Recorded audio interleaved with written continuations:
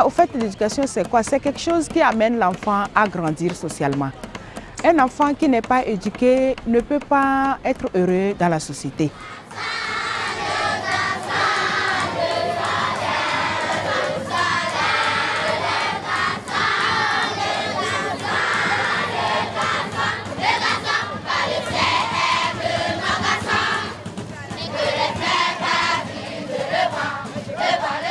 Je suis Madame Passagou Pulchéry, j'enseigne le français.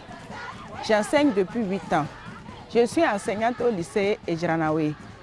Mes élèves ont l'âge de 10 à 16 ans. J'interviens dans une école officielle, école publique. Donc dans cette école, la majorité des enfants viennent des familles très pauvres. C'est des enfants, quelquefois, qui n'arrivent même pas à payer le collège. L'école n'est pas gratuite à ce niveau. C'est au primaire que l'école est gratuite.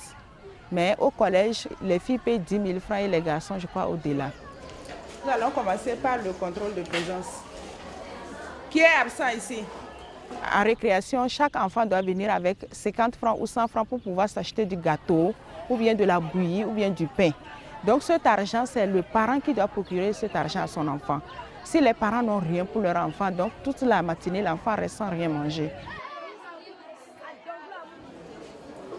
Connaître en réalité les noms de tous les élèves, c'est difficile parce que dans une salle de classe, nous avons plus de 103 élèves, 105 élèves.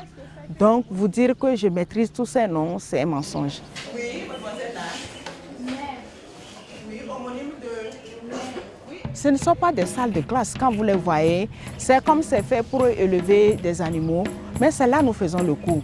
Et quand il pleut, on ne s'y tient pas. Les tôles sont trouées, donc quand la pluie tombe, vous recevez l'eau à l'intérieur, mais vous êtes dans une salle de classe. Et vraiment, il fait chaud dedans, ce n'est pas aéré. Sur 80 élèves en troisième, à peine 4 ou 5 ont le livre qu'il faut pour la lecture. Donc nous, en tant qu'enseignants, sommes obligés de tirer certaines pages du livre, de photocopier et de faire des fascicules pour les enfants. Il n'y a pas de matériel. Quand le lion va prendre le lièvre, la gazelle, tout là pour lui, est-ce que c'est juste? Non! Je pense qu'il y a des défis à relever pour avoir une école de qualité.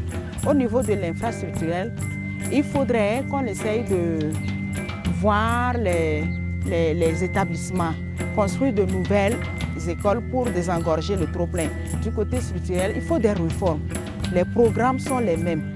C'est vétuste, on ne change rien, c'est le même programme.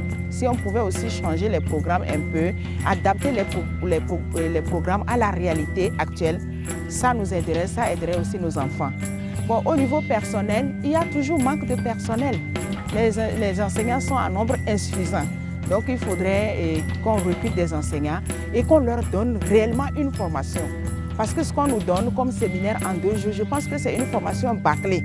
En réalité, ce n'est pas une formation pour qu'un enseignant puisse donner un cours à ses enfants. Pourquoi c'est les animaux, oui? Les animaux, pas parce que l'auteur veut prendre les animaux pour le décider les autres. Ah, un grand... Vous savez ce qu'elle a dit? Oui. Elle dit que l'auteur fait parler les animaux. En réalité, ce ne sont pas les animaux.